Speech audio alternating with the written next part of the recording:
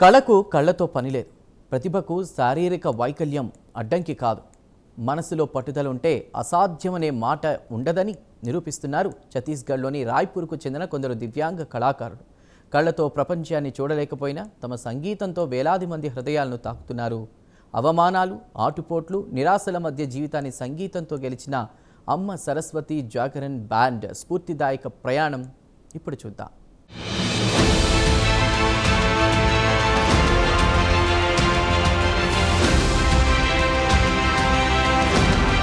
Dholak మోగుతోంది. Harmonium స్వరాలు ఆలయ ప్రాంగణాన్ని మార్మోగిస్తున్నాయి. భక్తి గీతాలు వినిపిస్తున్నాయి. వేదికపై కళాకారుల ప్రదర్శన చూస్తే సాధారణ సంగీత బృందమే అనిపిస్తుంది. కానీ వీరిలో చాలామంది కళాకారులకు కళ్లతో ఈ ప్రపంచాన్ని చూసే అవకాశం లేదు. అయినా వారి స్వరాల్లో మాత్రం ఆత్మవిశ్వాసం కనిపిస్తుంది. వారి సంగీతంలో జీవితాన్ని గెలవాలనే సంకల్పం వినిపిస్తుంది.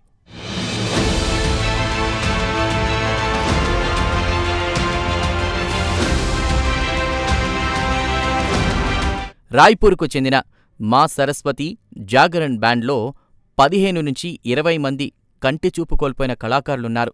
దేవీ జాగరణలు, భజన కార్యక్రమాలు, సాంస్కృతిక వేడుకల్లో వీరు సంగీత ప్రదర్శనలు చేస్తూ జీవనం సాగిస్తున్నారు.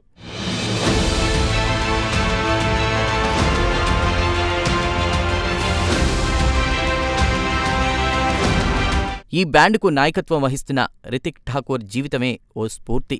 13 ఏళ్ల వయస్సులో చూపును కోల్పోయారు. ఆ తర్వాత 3 సంవత్సరాలు తీవ్ర నిరాశలో గడిపారు.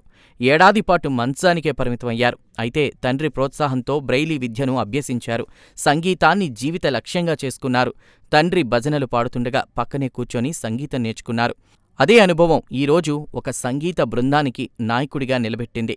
బ్యాండ్ ప్రారంభించినప్పుడు గుడ్డివాళ్లు బ్యాండ్ ఎలా వాయిస్తారు అంటూ చాలామంది ఎగతాళి చేశారు. కానీ ఆ విమర్శలే వారికి మరింత ధైర్యాన్నిచ్చాయి.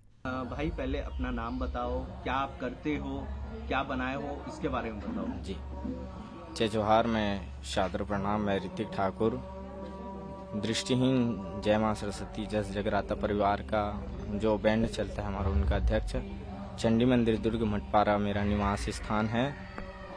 तो वहीं से मेरा ये कला जीवन जो संघर्ष है वहीं से चालू हुआ है, वहीं मेरा कर्म भूमि है ना। तो इसको ये बैंड हमारी अभी कितने लोगों का है, किससे शुरू किया आपने?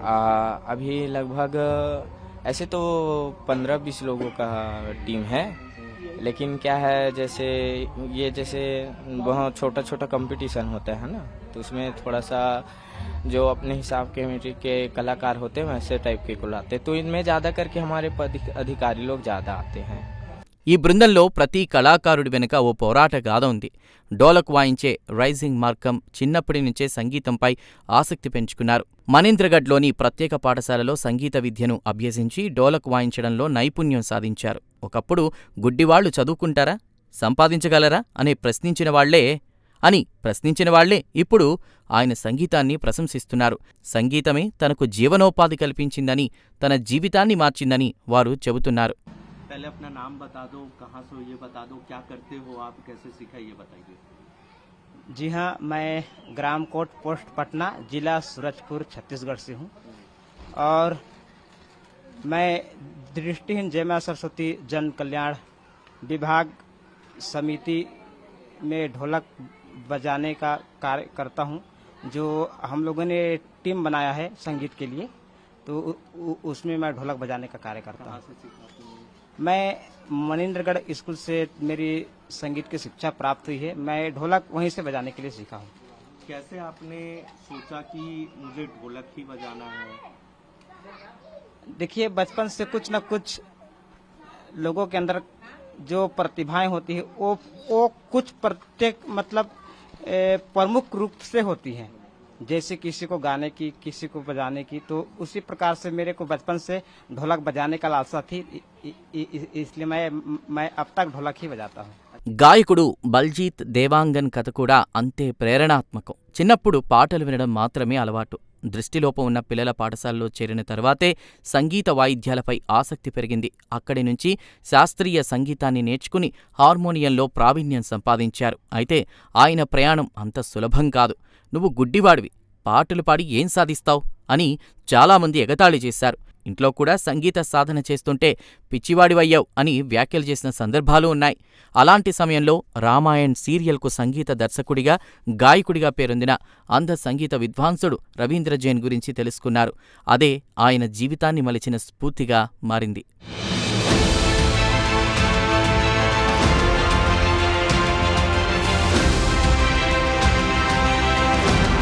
తెల్ల కర్రల సహాయంతో ప్రయాణం, కుటుంబ సభ్యుల అండతో ఒక ఊరి నుంచి మరో ఊరికి వెళ్లి ప్రదర్శనలు, ఇవే ఇప్పుడు వారి దినచర్య.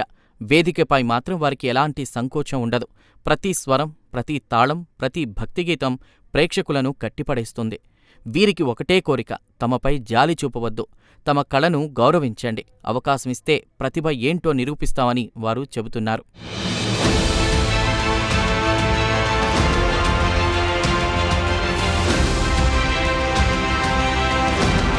మా సరస్వతి జాగరణ్ బ్యాండ్ కథ కేవలం సంగీతం గురించి కాదు, అది ఆత్మవిశ్వాసం గురించి, పట్టుదల గురించి, చీకటిని జయించిన వెలుగు గురించి. వీరు ప్రపంచాన్ని కళ్లతో చూడలేకపోయినా తమ సంగీతంతో వేలాది మందికి స్ఫూర్తినిస్తున్నారు. శారీరక వైకల్యం జీవితానికి అడ్డు కాదని, మనసులో సంకల్పం ఉంటే ఏ శిఖరాన్నైనా చేరుకోవచ్చని ఈ కళాకారులు నిరూపిస్తున్నారు. వారి కళ్లల్లో వెలుగు లేకపోవచ్చు, కానీ వారి జీవితాల్లో ఆశ అనేటువంటి వెలుగు నిరంతరం ప్రకాశిస్తూనే ఉంది. అవమానాలను అవకాశాలుగా మార్చుకుని సంగీతాన్నే తమ జీవితంగా మలుచుకున్న ఈ కళాకారులు సమాజానికి ఒక గొప్ప సందేశం ఇస్తున్నారు.